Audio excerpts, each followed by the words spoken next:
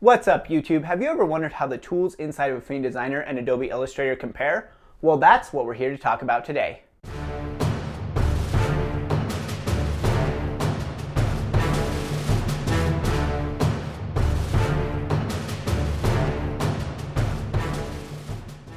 Okay, so a couple months ago, I made a video comparing all the tools inside of Adobe Photoshop and Affinity Photo, looking at each one and seeing which ones were there in Affinity Photo and which ones were missing, and maybe anything that Affinity Photo had that Adobe Photoshop did not have. And now I would like to do that for the vector programs, Affinity Designer and Adobe Illustrator. But as I was going through the tools in preparation for this video, I realized that the differences between these two programs go even deeper than the differences between the photo programs. The photo programs are actually more comparable across the board to each other than the vector programs. And that's not to say that in the vector programs one is clearly better and one is clearly worse. It's just to say that the differences go deeper, and I think there's two reasons for this. I think the first one is history. Adobe Illustrator has this long history spanning over decades of being one of the primary design programs. As they've gone along, they've produced a lot of different tools to do a lot of different things, and some of those tools have kind of become obsolete as different innovations have happened, but they've always kept the tools around. This is true in Photoshop as well to some extent, but it seemed to be even more of an issue inside of Adobe Illustrator. I've been using Adobe Illustrator for years and years, and there were tools that I found while prepping for this video that I didn't even know existed there. And that just shows how many tools and the proliferation of tools that have happened in Adobe Illustrator. And so part of that is history. They build something and they keep it around for legacy users who might want to keep using that thing. The other issue is one of philosophy. Really, it seems like Adobe Illustrator wants to provide you with as many options to do as many things as possible, and that produces a lot of overlap often between tools and between different ways of doing things within the context menus and within the panels of the program. And Affinity seems much more focused on providing you with just one way of doing that same thing. And so, for example, Adobe Illustrator, as we will see, will have a bunch of transform tools within it. Shear, scale, rotate, flip, all of these tools.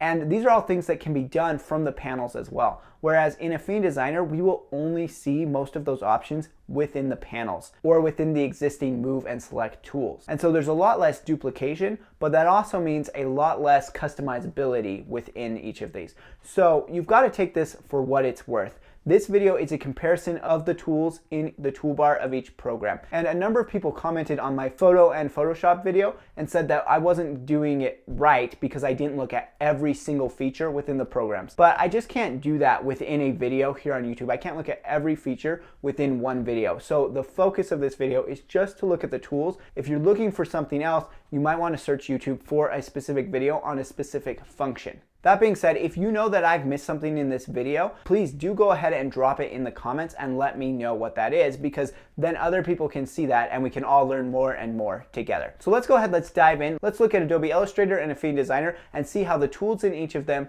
compare. Okay, so here we are now in both applications. So I have Adobe Illustrator on the left and Affinity Designer on the right. I've just put a red rounded rectangle on each board so that if we do need to look at something in particular, we have an object to work on it with. So like I said, what I'm going to do is compare the tools along each left-hand side. So we're going to be looking at these tools. I've tried to make sure that all of the tools are there. Some of the ones in Affinity seem to only appear if you tell them to. So the way that you get them to show up is you actually go up to View. This is in Affinity. And then you go down to Customize Tools. And this gives you the option to put in any tools. Now what you can see probably right off the bat is that Illustrator has way more tools. Like I was talking about before, there are just tons and tons of tools inside of Illustrator. Let's just start taking a look. We're going to go down the list here. So first off, in Illustrator, we have the Selection Tool. This allows you to select objects and move them around. Over in Affinity Designer, we obviously have a tool that looks very similar. It's the Move tool. It uses the same keyboard shortcut, and it allows you to select objects, move them around. Both of these allow you to resize objects, etc. Alright, we're going to keep going down the list in Illustrator, and we'll pick up any tools that didn't correspond to an Illustrator one in Affinity Designer at the end. Okay, so we have the Direct Selection tool, and inside of the Direct Selection tool, we have the Group Selection tool. So the Direct Selection tool, of course, allows you to target specific points and move them around. I'll hit Command Z to reset it. Over here in Affinity Designer, we have what's called the Node tool, and the Node tool allows you to select points and move them around. But what you'll notice here, there's something a little bit different when you click on this shape, and that is that I can't actually select individual nodes even though I'm using the Node tool. I can change the corner radius, but I can't do anything else. And the reason for that is just that in Affinity Designer, shapes remain live shapes until you tell them to not be live shapes anymore. So you have to come over here, and my menu is smaller because I'm only using half the screen, but you come over here and you click Convert to Curves. Then we could come and we can select individual points and move them around. At that point though, there's going to be something different. We can no longer select our corner and change the corner here. So there are differences between these, and you just have to learn the differences in the ways that you work with them. So just because two tools look the same and do similar things does not mean they will be exactly the same in Illustrator or Affinity Designer. Okay, let's keep moving down here. So we have the Magic Wand tool, and this is a selection tool. And we're not doing any pixel-based work, but that is actually found in the pixel persona in Affinity Designer. So if you go to the pixel persona in the top, the tools will change, and this is much more like Photoshop set of tools, a very similar tool set to the basic tools found in Affinity Photo. So we have a Magic Wand tool right here, but it's called the Flood Select tool in this case. Oh, one thing I forgot to mention was this group selection tool. There is no equivalent of the group selection tool in Affinity Designer, but you can select groups from the layers panel or using the selection tool. Okay, let's keep moving down. We have the lasso tool, so we can do a lasso select here. And of course we have a lasso tool over here, but you can see it doesn't work in the same way, right? So this will let you lasso select points. This lasso tool is actually making a pixel selection. They're not the same thing, even though they look similar, right? Let me go ahead and hit Command D to deselect there. Jump back into the persona here. We can actually do a selection across like that. So we can achieve a similar, but it's going to be a lot harder to maybe do exactly the same thing because the lasso select allows you to get more refined. The two lassos are not equivalent. The lasso in Affinity Designer is really the lasso from Photoshop and Affinity Photo. Okay, next let's go to the pen tool here. So this is going to be very similar to what we saw in Photoshop a few weeks ago, but the pen tool here will of course allow you to draw a line, and then it has some sub tools. You have a plus anchor point, delete anchor point, and then the anchor point tool. Of course you can draw out a line like that. Now in the pen tool over here in Affinity Designer, we can do pretty much the same thing. So we can use both of these to draw lines, hit escape to stop drawing a line. They're essentially the same thing, but the pen tool inside of Affinity Designer just has all of those like adding in anchor points and that kind of thing built into it, as opposed to over here you have the option to go into a specific mode just to add or delete anchor points. Very similar tools in that respect, but they are a little bit different, and if you're used to working one way in Illustrator and you switched over to Affinity, you would have to kind of relearn a few things in order to do things a little differently. Okay, next we have this Curvature Tool. So the Curvature Tool allows you to adjust points as curves. And so it's kind of like a pen tool, but instead of drawing in straight lines or manually trying to control each of your curves, it will kind of just curve based on where you go. This is not a tool that I use a lot. Let me just move that. And it does not have an equivalent inside of Affinity Designer. So you have the pen tool and you would have to draw your curves like this. So not as free-flowing, not as easy. All right, marching down the list here, we have the type tool. And under the type tool, similar to what we saw in Photoshop, we have lots and lots of different type options.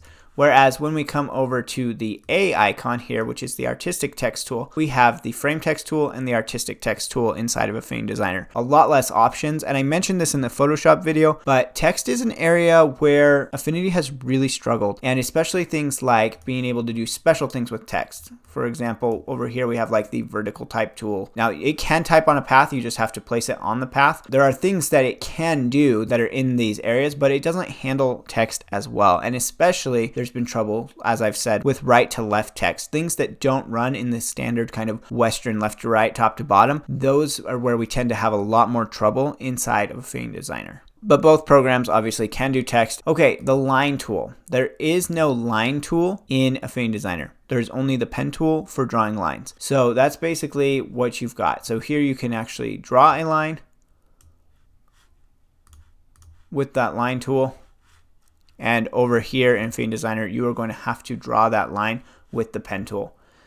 Underneath the line tool, you have another set of tools related to lines that Illustrator has that Affinity Designer does not have. The arc tool, the spiral tool, the rectangular grid tool, and the polar grid tool. These are all things that we do not have inside of Affinity Designer. And this is where you can start to see what I was talking about. There is a proliferation of tools inside of Illustrator. And you can see just by looking at them, even without looking at all the tools that are nested, you can see that this tools list is way longer. Okay, we'll keep moving on down the way here. So we've got this rectangle tool, and the rectangle tool contains inside it a bunch of different shape tools: rounded rectangle, ellipse, polygon, star, and the flare tool. Now, if we go over here to Affinity Designer, what we're going to see are a bunch of shapes. These blue ones are all shapes, and we have a rectangle, an ellipse, and a rounded rectangle that are always there and available. And then you can see here we also have a bunch of other shape tools that are found underneath. So we've got things like the triangle tool, diamond, trapezoid. I won't read them all off again like I did in the photo one, but we've got a bunch of different shape tools. And I can already see that for some reason, Affinity has gone ahead and taken some of my tools away. So I'm going to need to bring those back up. I'm not sure if this was just a bug introduced in Affinity 1.9.1. That's the most current version, and that's what I'm running. But my tools seem to disappear, and I have to bring them back from time to time. So let's go ahead and go to the view. And I never noticed that happening before. Let's go to Customize Tools, and we're going to drag some of these tools back in.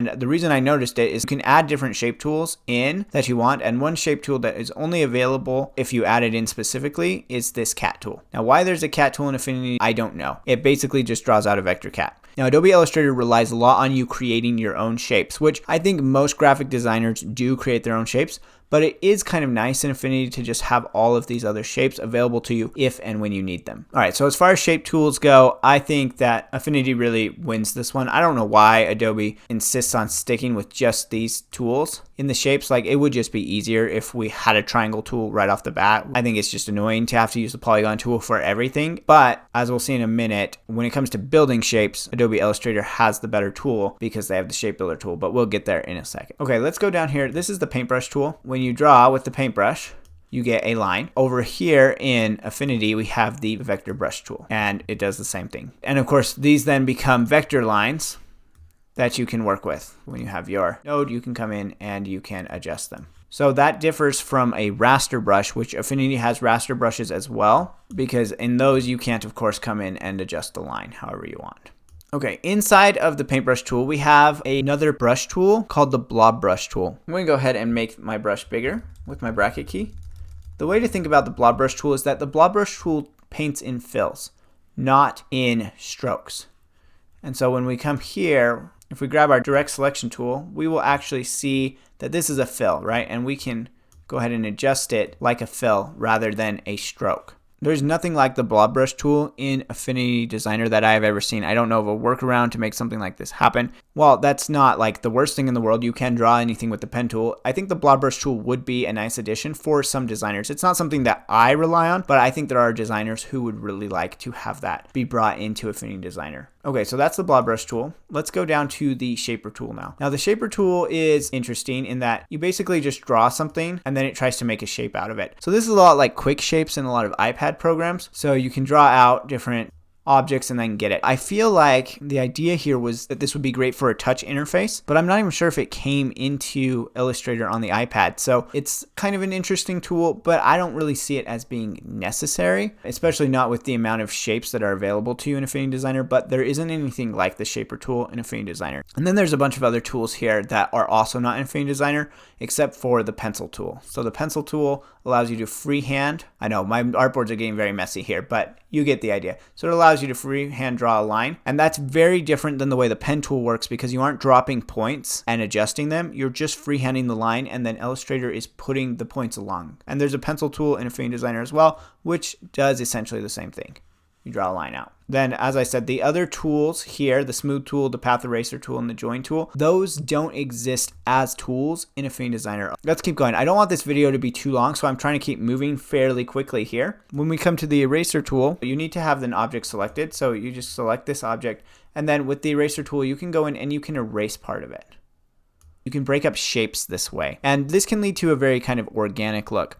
And there is no eraser tool or equivalent in Affinity Designer. There is an eraser tool found in the pixel persona, of course, but that's for erasing pixels. It will not create a vector shape for you. You can see when I try and do that, the assistant says, I need to add in a raster layer for you. And so it's just not going to work that way at all. So those are not the equivalent. And this is true of all the tools found in the eraser flyout here. The scissor tool and the knife tool is not duplicated in Affinity Designer. Affinity seems pretty intent on you just using shapes and the pen tool to create whatever you're looking for. And so they don't provide as many options for you. So the eraser tool will actually create new paths. It can be quite useful. Not something that I rely on, but something I think a lot of designers do use. The scissor tool, on the other hand, allows you to break paths at a specific point. So you come in here, zoom in.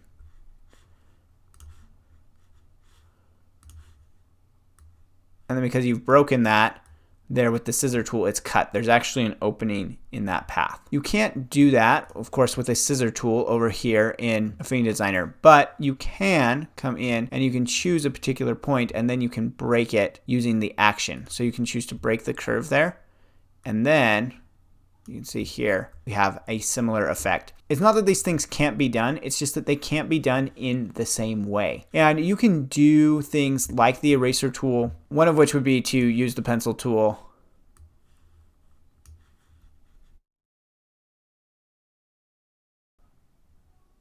Go here, expand the stroke to make it an object. Then use your geometry to divide it. That's going to get you a little bit closer, but then of course you have to come in and delete these things. It just is not producing the same effect. You can get similar results. It can be done, but it's not going to be exactly the same. So let's keep rolling along here. The knife tool also does not exist. The knife tool is useful for cutting off part, but not leaving a gap in there. Okay, let's move on to another group that's kind of interesting here. And again, this is all playing back into that philosophy idea, right? Is that Illustrator is trying to give you as many tools as possible to do things as many ways as possible, and Affinity Designer is giving you a more limited set of tools, easier to learn probably, but without quite as much customization. And this is what we see here. So we have a rotate and reflect tool. There is no version of these transform tools. So below these, we also have the scale tool, the shear tool, and the reshape tool. There's no version of these tools over in Affinity Designer. But of course, this can all be done by the transform panel over here. You can make transformations as well as rotate and scale. And in the top, we have the flip options. So you can flip those in any way you want to, and then the 90 degrees rotate. And then the other thing that we do have that plays into these same things in Affinity Designer is this point transform tool. The point transform tool is interesting in that it lets you move the point where you want to transform from. So you can move that point around wherever you want to be making your transformation from, and then you can make your transformations, and that it becomes your reference point. So that's similar to what you can do when you use the rotate tool in Illustrator. One thing in Illustrator you always have to remember to do is to select your object before you go to the tool you want to use. So let me go to the rotate tool, and we can actually move our center rotation around, and that will change where we rotate from. Okay, so those are similar features, but they're not exactly the same tool, right? And one thing that you can really customize in Adobe Illustrator is when you double click on the tool, you get the dialog box, and you can do things here that you can't just do with the tool itself. And that's something that doesn't exist over in Affinity Designer. So you can see, you can kind of set things up and you can choose to make a copy of it. There are some different things that you can do there. So these tools, they don't exist as tools, but you can still get their same effect in Affinity Designer. The reshape tool is kind of the last one here, and that will just allow you to reshape on paths. And you can do that with the node tool in Affinity Designer, so I don't feel like it's really missing anything there. I'm not really sure why the reshape tool even exists, but if you know, please drop in the comments and tell me how you use the reshape tool in your design workflow. Okay, then we get to the width tool, the warp tool, the twirl tool, the pucker tool, the bloat tool, the scallop tool, the crystallize tool, the wrinkle tool. These are all ways to kind of adjust the way your shape is. I really think the width tool is probably the most useful of these.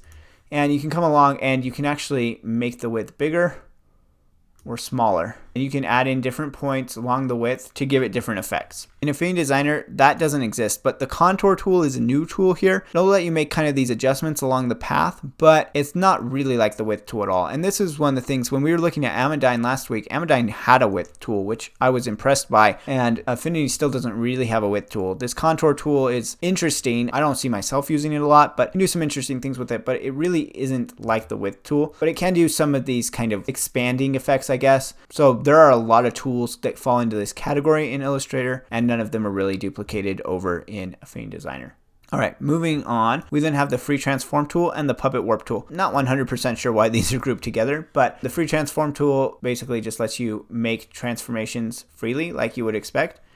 And it's not that different than what you can do with, say, like the Move tool and the Node tool together. So that is not duplicated in Affinity Designer. I think that's just one of those things where they were like, we don't really need to do that. We have the Transform panel, we have the Move tool, we have the Node tool. We don't need another tool to do that. Now the Puppet Warp tool is interesting. Not something, again, that I need to use, but if you need it, then it's really cool to have. It'll place points in your corners, and then you can place points around where you want to be able to manipulate your shape. And it's just kind of an interesting, like, free-flowing way to be able to do your manipulations. And if you say, like, make a character, then you can actually give them joints and you can move them into different poses. And that's why it's called the Puppet Warp tool. There's nothing like that in Affinity Designer. Puppet Warp tool doesn't exist, and there's nothing that I've ever seen that looks equivalent to it. If that's something that you love to use, then Adobe Illustrator is probably the way to go for you. And then we come to one of our favorites. Let me just grab these two shapes here, and I'll show you how the Shape Builder tool works. The Shape Builder tool is one that, we've said it would be nice if something like this would come to Affinity Designer. You select two shapes using your selection tool, and then using your Shape Builder tool, you can choose to erase parts of them or keep parts of them. So if I hold down Option, I can erase, and I can get kind of different effects there. Now, of course, in Affinity Designer, we've talked about this before, that tool doesn't exist. And it's not per se necessary. Just grab a triangle here. Because you can, of course, use the geometry to do it. But that's not a tool, right? The geometry is a menu item, and it's not a tool. And we're primarily looking at tools here and looking at what works. But just so you can see, we can subtract different objects and get a very similar effect.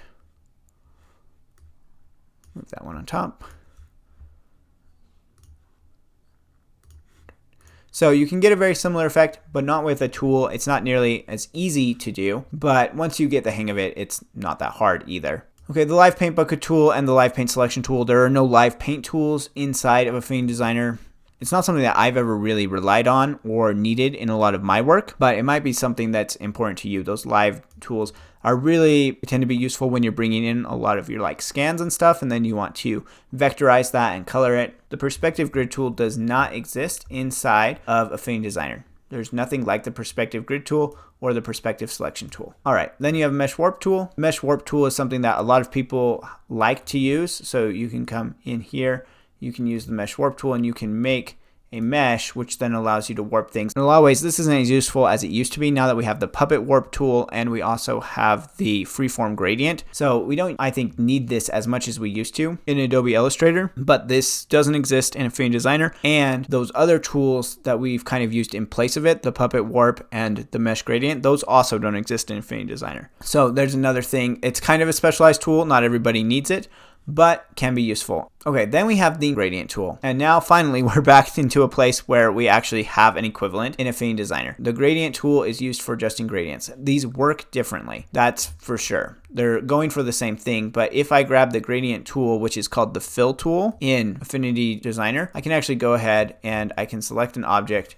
drag across it, and make a gradient. In Adobe Illustrator, I have to select the object first. So I can select the object, and when I choose gradient, nothing happens because my fill is not a gradient. I have to first then go change my fill to a gradient swatch, and then I can start to control it. But the Gradient tool in Affinity Designer is just way, way easier to use. It's much easier, much more intuitive that you can just move the pieces around. You can make it without having a selection first. I just find it much easier to use, but you can't do a freeform gradient like you can in Adobe Illustrator. So if I go to Adobe Illustrator, choose Freeform Gradient, then I can add in these different colors here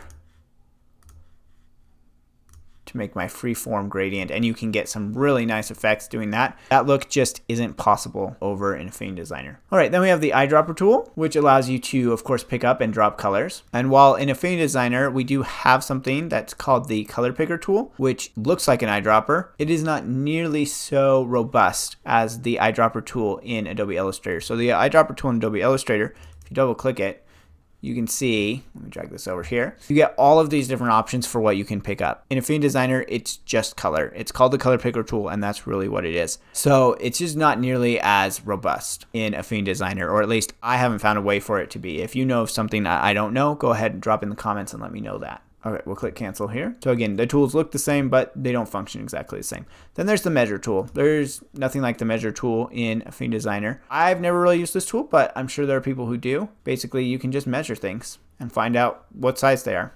So it's kind of a cool thing to have, not something that I've really needed, but depending on what kind of work you're doing and what kind of precision you need, you might like that. All right, the blend tool, we go ahead and make 2 shapes just so we can see the blend tool here.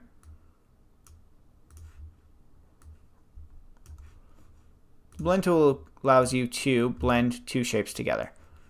And if you double click on it, you can choose the method, how many steps it takes, what distance it takes. There's a bunch of different things that you can do. And it will just blend those shapes. And some people find that this is very, very useful for their workflow. Some people don't, but there is nothing like it over Affinity Designer. So that's one of those tools that Adobe Illustrator has developed over time, and Affinity Designer just doesn't have it. The symbol sprayer, I'm not going to go into everything about the symbol sprayer because it can get kind of complicated, but there are a lot of different symbol tools here, and there are no symbol tools per se in Affinity Designer. A symbol is something that can be reused over and over again. To use symbols in Affinity Designer, you actually have to open up a different studio, which is called the Symbol Studio. And so you can store and use symbols, but it's not nearly as robust as in Illustrator where you have all of these different tools to work with. I don't know that that's necessary. It probably depends on your workflow and what you're doing, but again, not over in Affinity Designer. Okay, let's look here then. Then we have the graphing tool. The graphing tool is one that if you work in infographics a lot, you probably know the graphing tool pretty well. It's something that I've used quite a bit in Illustrator, and it does not exist in Affinity Designer. And I really wish that it did because I think it would make making infographics in Affinity Designer a lot easier to have a graphing tool. That being said, Illustrator has not updated the graphing tool in a long, long time.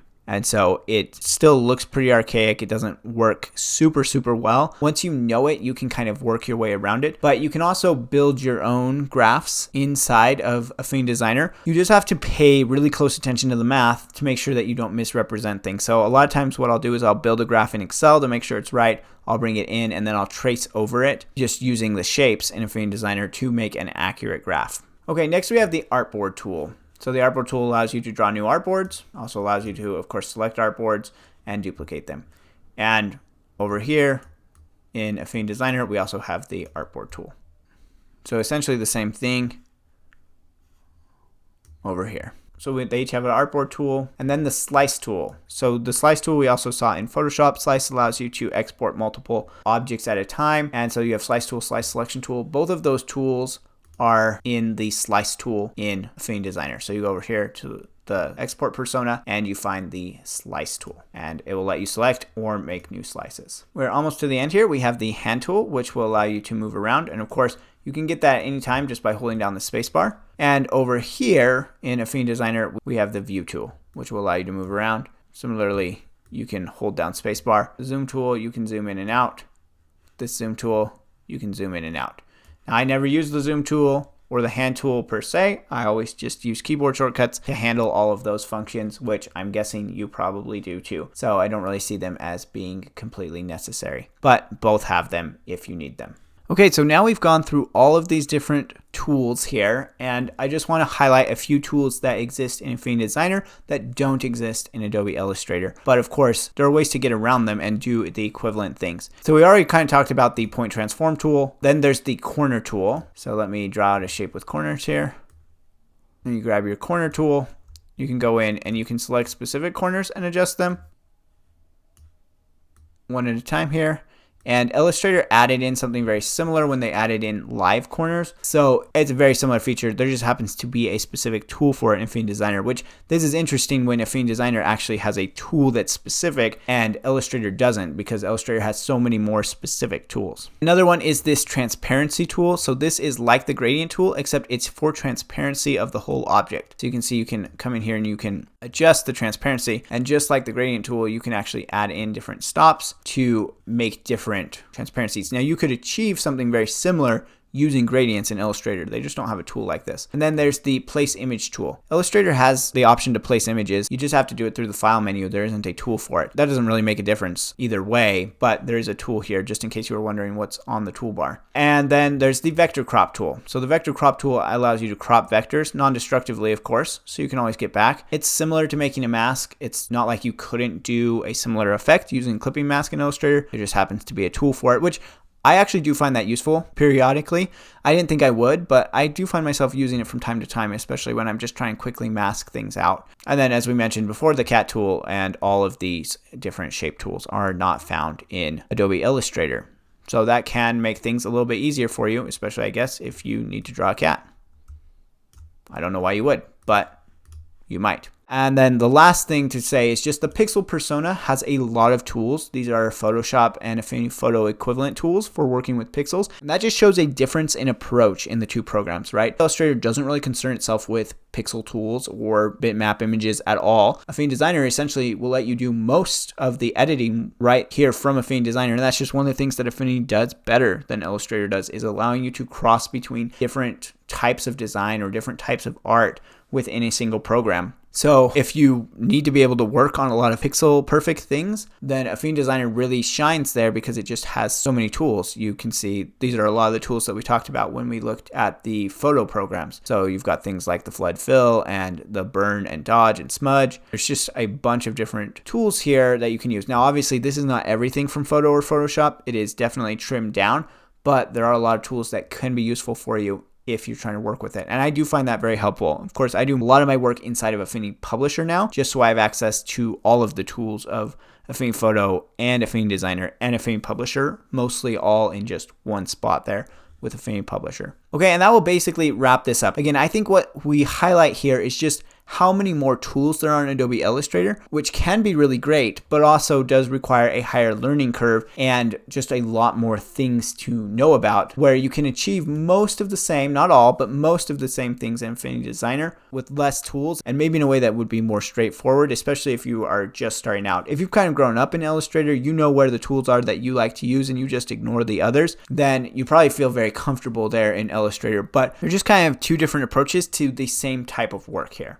Okay, so now that we've looked at every tool in Affinity Designer and Adobe Illustrator, I hope that you have a better feel for how these programs compare. And again, it's not strictly an apples to apples comparison here, because there are a lot of things that exist in one that don't exist in the other, and you need to decide what works best for you. We've compared the desktop versions of each of these programs, but there are also iPad versions of each of these programs, so if you'd like me to compare those, go ahead and drop a comment letting me know that as well. If you're interested in learning more about Affinity Designer, I have a number of courses available on Skillshare that I've linked in the description of this video that can help you to learn more about how to use this program. I would love to hear from you in the comments about which program you're going to use and which tools you think are critical that help you make that determination. Remember to go ahead and subscribe for more videos like this one, and to follow me on Instagram at Ben Designs Media for weekly design lessons. We'll chat in the comments, and I will see you in the next video.